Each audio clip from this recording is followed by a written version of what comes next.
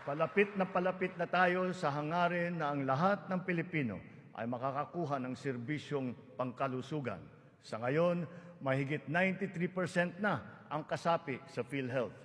Sa pinagandang konsulta package ng PhilHealth, 21 klase ng mga gamot at 13 laboratory service ang ibibigay ng libre.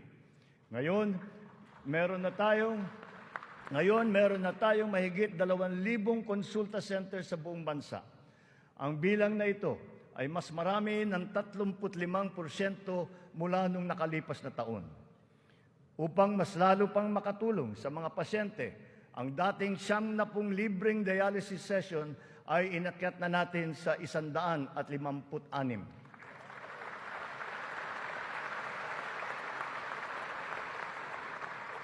Mga kababayan, libre na po ngayon ang dialysis para sa karamihan ng Pilipino.